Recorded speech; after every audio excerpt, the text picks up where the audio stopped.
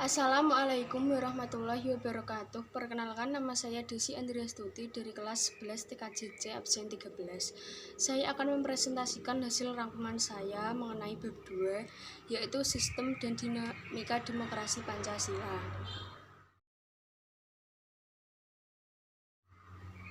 A. Hakikat demokrasi. 1. Makna demokrasi. Kata demokrasi berasal dari dua kata dalam bahasa Yunani, yaitu demos yang berarti rakyat dan kratos yang berarti pemerintahan, sehingga demokrasi dapat diartikan sebagai pemerintahan rakyat. Konsep demokrasi menjadi sebuah kata kunci dalam bidang ilmu politik. Hal ini menjadi wajar sebab demokrasi saat ini disebut-sebut sebagai indikator perkembangan politik suatu negara. Ada beberapa pengertian demokrasi. Yang pertama yaitu menurut KBBI. Demokrasi merupakan istilah politik yang berarti pemerintahan rakyat. Hal tersebut dapat diartikan bahwa dalam sebuah negara demokrasi kekuasaan tertinggi berada di tangan rakyat dan dijalankan langsung oleh rakyat atau wakil-wakil yang mereka pilih di bawah sistem pemilihan bebas. Yang kedua yaitu menurut Abraham Lincoln.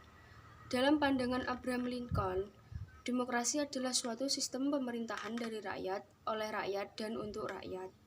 Artinya, rakyat dengan serta-merta mempunyai kebebasan untuk melakukan semua aktivitas tanpa adanya tekanan dari pihak manapun, karena pada hakikatnya yang berkuasa adalah rakyat.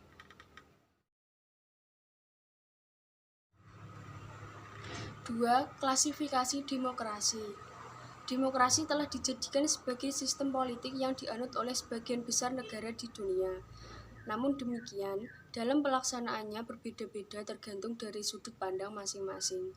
Berikut ini adalah beberapa macam bentuk demokrasi. A. Berdasarkan titik berat perhatiannya. Yang pertama yaitu demokrasi formal. Demokrasi formal yaitu demokrasi yang menjunjung tinggi persamaan dalam bidang politik tanpa mengurangi kesenjangan di bidang ekonomi. Bentuk demokrasi ini dianut oleh negara-negara liberal. Yang kedua adalah demokrasi material. Demokrasi material yaitu demokrasi yang menjunjung persamaan dalam bidang ekonomi dan kurang memperhatikan persamaan dalam bidang politik. Bentuk demokrasi ini dianut oleh negara-negara komunis. Yang ketiga yaitu demokrasi gabungan. Demokrasi gabungan adalah bentuk demokrasi yang mengambil kebaikan dan membuang kelemahan dari demokrasi formal dan material. Bentuk demokrasi ini dianut oleh negara-negara non-blok. Lalu bagaimana dengan negara kita? Tentu saja negara kita mengambil bentuk demokrasi gabungan, yang merupakan gabungan kebaikan dalam demokrasi formal dan demokrasi material.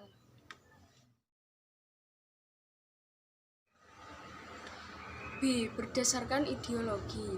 Yang pertama yaitu demokrasi konstitusional atau demokrasi liberal, yang berarti demokrasi yang didasarkan pada kebebasan individu. Ciri khas pemerintahannya adalah kekuasaan pemerintahan dibatasi oleh konstitusi dan tidak banyak mencampuri urusan rakyatnya. Yang kedua yaitu demokrasi rakyat atau demokrasi proletar, yang berarti demokrasi yang didasarkan pada paham Marxisme komunisme yang mencita-citakan kehidupan yang tidak mengenal kelas sosial. Yang C. Berdasarkan proses penyaluran kehendak rakyat. Yang pertama yaitu demokrasi langsung, yang berarti paham demokrasi yang mengikut sertakan setiap warga negaranya dalam permusyawaratan untuk menentukan undang-undang secara langsung. Yang kedua adalah demokrasi tidak langsung, yang berarti paham demokrasi yang dilaksanakan melalui sistem perwakilan melalui pemilihan umum. Penerapan demokrasi tidak langsung berkaitan dengan kenyataan suatu negara yang jumlah penduduknya semakin banyak, wilayahnya semakin luas, dan permasalahan yang dihadapi semakin kompleks. 3. Prinsip-prinsip demokrasi. Satu, menurut Henry B. Mayo, demokrasi sebagai sistem politik memiliki prinsip-prinsip yang berbeda dengan sistem yang lain. Henry B. Mayo mengungkapkan untuk mewujudkan sistem politik yang demokratis, suatu negara harus memiliki prinsip-prinsip diantaranya. Satu, menyelesaikan perselisihan dengan damai dan melembaga. Yang kedua yaitu menjamin terselenggaranya perubahan secara damai. Yang ketiga, menyelenggarakan pergantian pimpinan secara teratur. Yang keempat, membatasi pemakaian kekerasan sampai minimum. Yang kelima, mengakui serta menganggap wajar adanya keanekaragaman. Dan yang keenam adalah menjamin tegaknya keadilan. Menurut Alamudi, ia mengungkapkan bahwa suatu negara dapat disebut berbudaya demokrasi apabila memiliki sokok guru demokrasi sebagai berikut, diantaranya: 1. Kedaulatan rakyat. 2. Hak-hak minoritas. Yang ketiga, kekuasaan mayoritas. Yang keempat, proses hukum yang wajar. Yang kelima, persamaan di depan hukum. Yang keenam, pemilihan yang bebas dan jujur, dan lain sebagainya.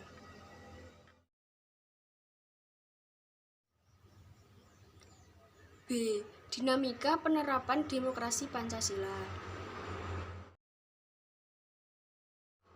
1. Prinsip-prinsip demokrasi di Indonesia. Bagi bangsa Indonesia, pilihan yang tepat dalam menerapkan paham demokrasi adalah dengan demokrasi Pancasila, karena sangat sesuai dengan kepribadian bangsa Indonesia. Nota Negara mengungkapkan demokrasi Pancasila adalah kerakyatan yang dipimpin oleh hikmat kebijaksanaan dalam permusyawaratan perwakilan, berketuhanan yang Maha Esa, yang berperi kemanusiaan yang adil dan beradab, yang mempersatukan Indonesia, dan yang berkeadilan sosial bagi seluruh rakyat Indonesia. Di dalam melaksanakan demokrasi, negara kita menganut 10 pilar demokrasi Pancasila, diantaranya yaitu: 1. Demokrasi yang berketuhanan yang Maha Esa, yaitu seluk-beluk sistem serta perilaku dalam menyelenggarakan pemerintahan harus taat asas sesuai dengan kaidah dasar ketuhanan yang Maha Esa. Yang kedua, demokrasi dengan kecerdasan, yaitu dalam melaksanakan demokrasi berdasarkan kecerdasan, kerohaniaan, akliyah, rasional, dan emosional. Yang ketiga adalah demokrasi berkedaulatan rakyat, di mana kekuasaan tertinggi ada di tangan rakyat dan pada batas-batas tertentu kedaulatan dipercayakan kepada wakil-wakil rakyat. Yang keempat adalah demokrasi dengan rule of law. Kekuasaan negara harus mengandung kebenaran hukum, keadilan hukum, kepastian hukum, dan manfaat hukum. Yang kelima adalah demokrasi dengan pemisahan kekuasaan negara, yaitu agar lembaga-lembaga negara dapat bertanggung jawab dengan sistem pengawasan dan perimbangan. Yang keenam, demokrasi dengan hak asasi manusia, agar pelaksanaan demokrasi dapat meningkatkan martabat dan derajat manusia. Yang ketujuh adalah demokrasi dengan pengadilan yang merdeka atau independen, yang memberi peluang kepada semua pihak yang berkepentingan untuk mencari dan menemukan hukum yang seadil-adilnya. Yang kedelapan adalah dengan demokrasi dengan otonomi daerah, di mana daerah-daerah otonom dibangun dan disiapkan untuk mampu mengatur dan menyelenggarakan urusan pemerintahan sebagai urusan rumah tangga sendiri yang diserahkan oleh pemerintah pusat kepada pemerintah daerah. Yang kesembilan adalah demokrasi dengan kemakmuran, di mana penyelenggaraan kekuasaan ditujukan untuk membangun negara dari dan oleh serta untuk kemakmuran rakyat. Dan yang terakhir adalah demokrasi yang berkeadilan sosial bagi seluruh rakyat Indonesia. Untuk mewujudkan 10 pilar ini, tentu saja setiap komponen bangsa harus berperan serta dalam mewujudkannya.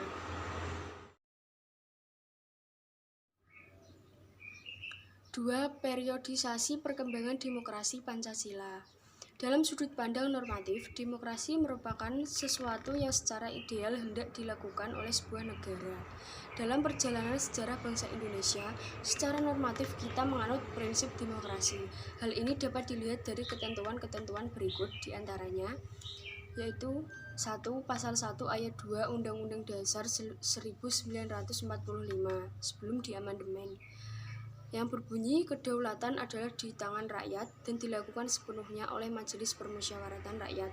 Yang kedua adalah pasal 1 ayat 2 Undang-Undang Dasar 1945 sesudah diamandemen, yang berbunyi kedaulatan berada di tangan rakyat dan dilaksanakan menurut Undang-Undang Dasar.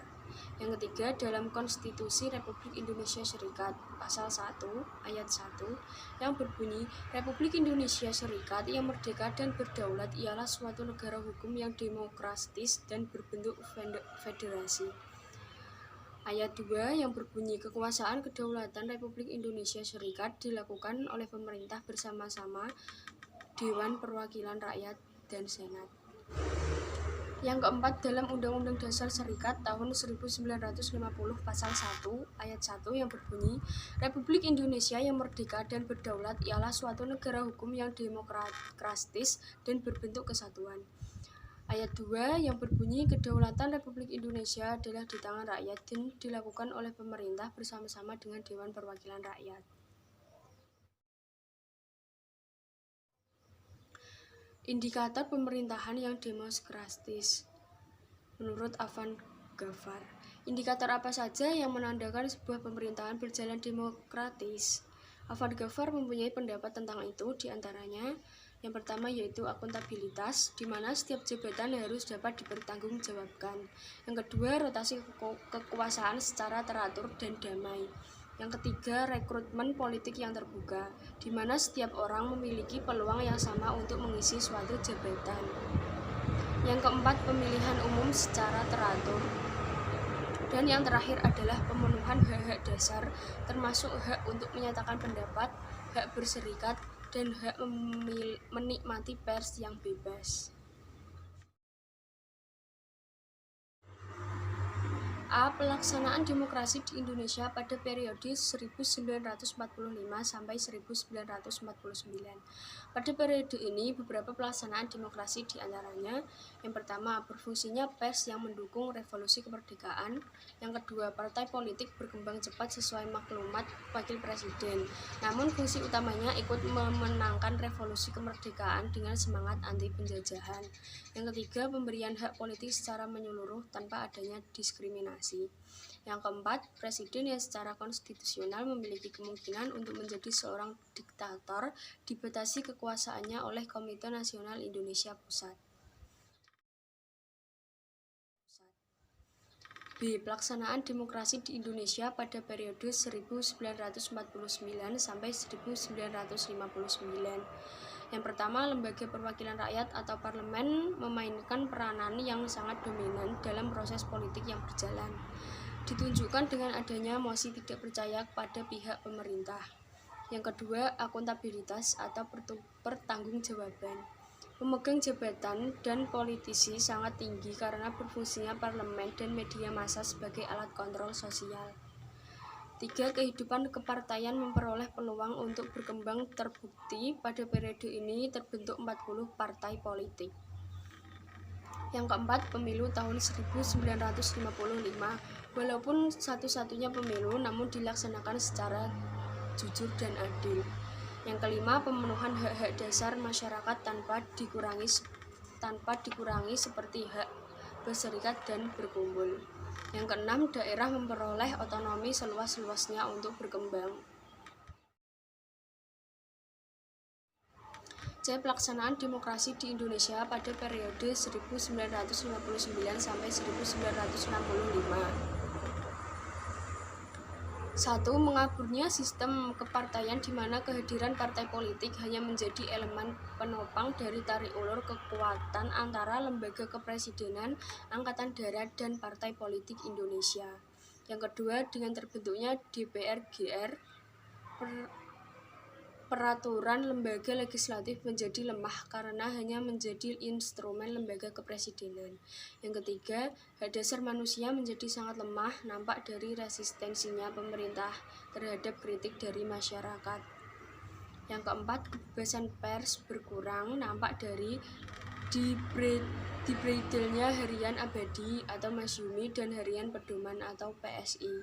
Yang kelima, sentralisasi kekuasaan semakin dominan dalam hubungan pemerintah pusat dan daerah. D. Pelaksanaan demokrasi di Indonesia pada periode 1965 sampai 1998. Yang pertama, rotasi kekuasaan hampir tidak ada kecuali pada jajaran yang lebih rendah seperti gubernur, bupati, camat, atau kepala desa. Yang kedua, rekrutmen politik yang merupakan proses pengisian jabatan politik bersifat tertutup kecuali pada anggota DPR yang berjumlah 400 orang yang dipilih melalui pemilu. Yang ketiga, pemilihan umum diselenggarakan secara teratur namun tidak melahirkan persaingan yang sehat. Yang keempat, pengekangan hak dasar warga negara seperti kebebasan berpendapat nampak pada dicabutnya izin tabloid di Tempo, Detik, dan Editor. E. Pelaksanaan demokrasi di Indonesia pada periode 1998 sampai sekarang. 1. Diberlakukannya sistem multipartai pada pemilu tahun 1999 agar rakyat dapat berpartisipasi dalam kehidupan berbangsa dan bernegara. Yang kedua, diberlakukannya pemilu presiden secara langsung mulai tahun 2004 dan pemilu kepala daerah secara langsung mulai tahun 2005. Yang ketiga, rotasi kekuasaan dilaksanakan mulai dari pemerintah pusat sampai pemerintah desa. Yang keempat, rekrutmen politik untuk mengisi jabatan politik dilakukan secara terbuka. Dan yang kelima, sebagian hak dasar rakyat dapat terjamin seperti hak menyatakan pendapat, kebebasan pers, dan lain sebagainya.